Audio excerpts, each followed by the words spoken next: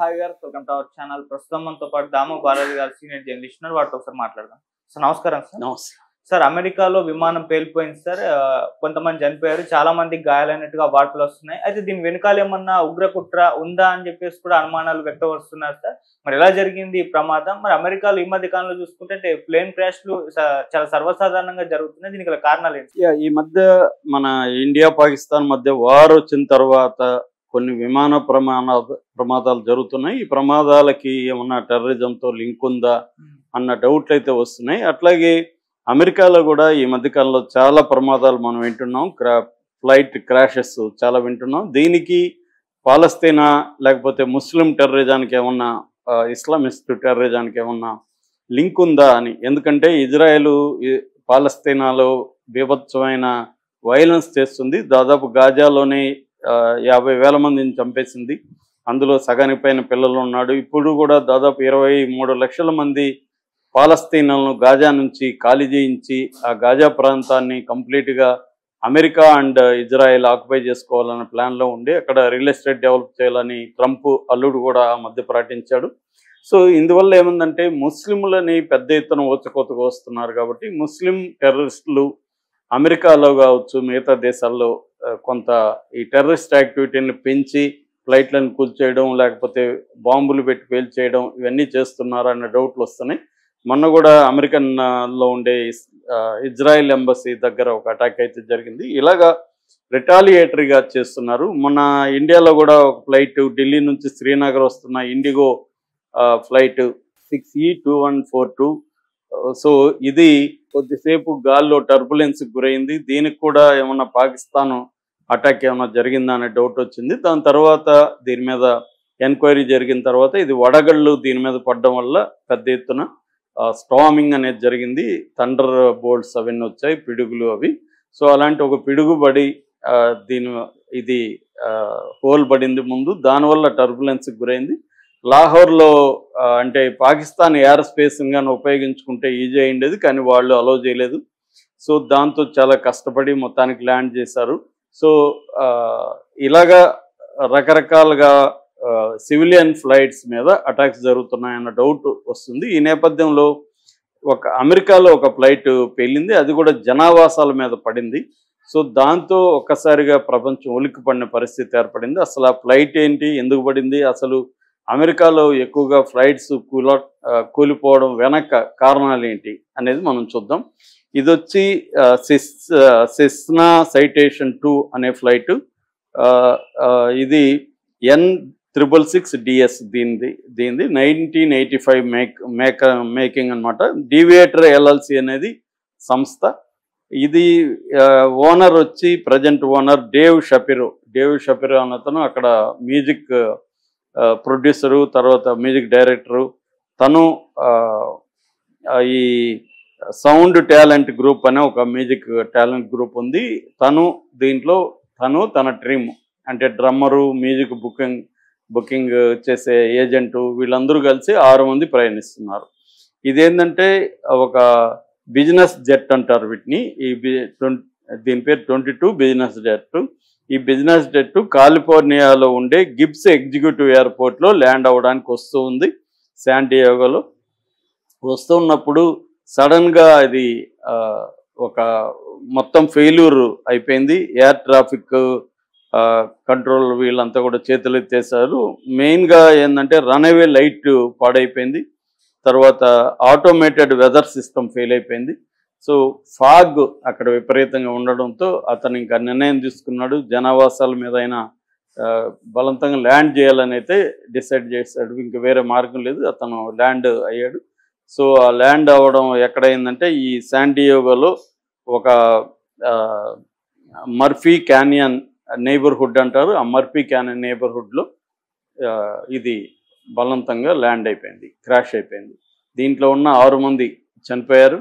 అట్లాగే 15 ఇండ్లు నాశనమైనాయి. ఒక ఇల్లు అయితే కంప్లీట్గా నాశనం అయిపోయింది. దాదాపు ఒక 8 మంది నుంచి 10 మంది వరకు గాయపడ్డారని తెలుస్తుంది ప్రజలు. అట్లాగే 100 మందికి పైన ఇండ్లలో నుంచి వాళ్ళు అక్కడ నివసిస్తున్నారని వెకేట్ చేశారు. చేసి వేరే చోట వాళ్ళని తీసుకెళ్ళి పెట్టారు. సో ఇప్పుడు ఈ ప్రమాదం మీద ఎంక్వైరీ జరుగుతుంది. ఇదేమన్నా టెర్రరిస్ట్ యాక్టివిటీ ఏమన్నా ఉందా దీని వెనక అనేది ఎంక్వైరీ జరుగుతుంది. ఇప్పటివరకు అయితే వాళ్ళు చెప్తున్నది, నేను చెప్పిన ఫాగ్ ఈ వెదర్ ఎఫెక్ట్ వల్లనే జరిగిందనేది అయితే చెప్తున్నారు. ఇంకా కూడా ఎంక్వైరీ చేసే అవకాశం ఉంది దీని వెనక ఏమన్నా ఉందా. ఎందుకంటే ఫాగ్ ఆటోమేషన్ ఫెయిల్ అవ్వడం వెనక టెర్రరిస్ట్ యాక్టివిటీ కూడా ఉండొచ్చు. ఎందుకంటే సైబర్ అటాక్స్ కూడా జరుగుతాయి. సైబర్ అటాక్స్ జరిగినప్పుడు అక్కడ జిపిఎస్ సిస్టమ్స్ మీద అటాక్ చేయడం, వాటిని జామ్ చేయడం, ఇవన్నీ కూడా జరుగుతాయి. ఈ మధ్యనే మన 0 Day అనే ఒక వెబ్ సిరీస్ వచ్చింది రాబర్ట్ డీనోది. దాంట్లో కూడా ఇలాగే వాళ్ళు మొత్తం ఈ సిస్టమ్స్ మీద అటాక్ చేస్తారు, సైబర్ సిస్టమ్స్ మీద. దాంతో అనేక ఫ్లైట్లు కూలిపోవడం, ట్రైన్లు కొట్టేసుకోవడం, అంటే మారిపోతాయి మొత్తం. ఈ నావిగేషన్ సిస్టమ్ కంప్లీట్గా డిస్టర్బ్ అయిపోతుంది ఆ వెబ్ సిరీస్లో. అలాగా ఏమన్నా టెర్రరిస్ట్ యాక్టివిటీలు జరిగాయా అన్న అనుమానం కూడా ఉందని చెప్తున్నారు. అయితే ఓవరాల్గా అమెరికాలో మొన్న కూడా ఈ ఇయర్లోనే అలస్కా ఎయిర్లైన్స్ ఫ్లైట్ 128 అది కూడా క్రాష్ అయింది. సో ఈ మధ్యకాలంలో బాగా క్రాష్ అవుతున్నాయి. ముఖ్యంగా ట్రంప్ వచ్చి నాకు పెరిగాయని చెప్తున్నారు.